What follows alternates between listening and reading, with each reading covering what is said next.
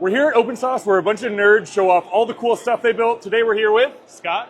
And Scott, what have you built today? Because this thing looks absolutely insane. So this is a open source split flap display, which is an old kind of mechanical display technology. Used to be found in airports and train stations. And yeah, I just really wanted to build something that was mechanical. It makes a really nice sound when it updates. So cool. And yeah, I just love open source as well, so you can build one yourself.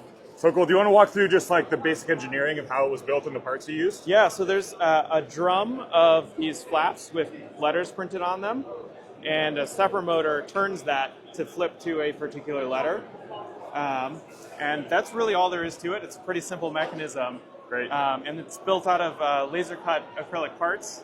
And then I've got custom PCBs to control it with an ESP32. And I'd imagine these require probably more precision that the stepper could offer. How do you keep that calibrated so you're flipping to the right letter all the time? Yeah, so the biggest challenge with the stepper knows how many degrees to turn, and it will turn to a particular letter. But when you first turn it on, it doesn't know what letter is showing up.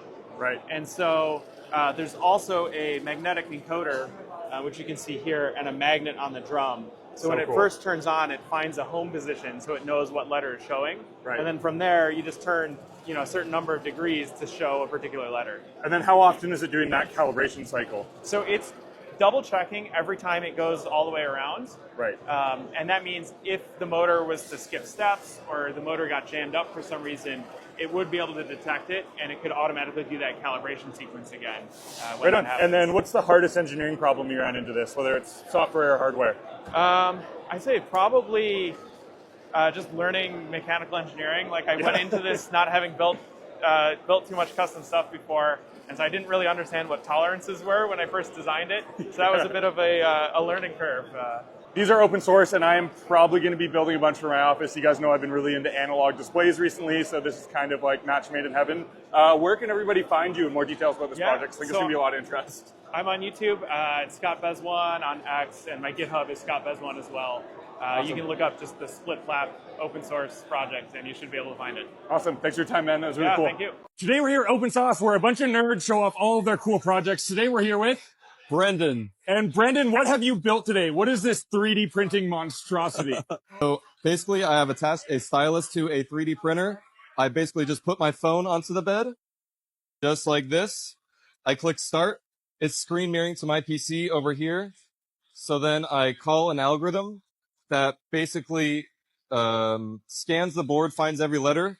It converts that to all the words.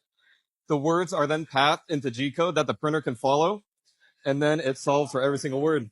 Well, as long as they're in the time limit, but. That's insane. And what's the hardest kind of like engineering problem you ran into this that really stumped you? Probably just the fact that it's a Bamboo Labs printer. They're very closed source and no fun to work with. I should have gotten an open source one, but I got around it. So I was surprised seeing this thing on the table, but I admire you for pushing through because it looks absolutely dope. And then if somebody were want to get into all this stuff, building your own electronics, customizing things, getting software, what's one piece of advice you might have? One piece of advice. Do it. Follow your dreams.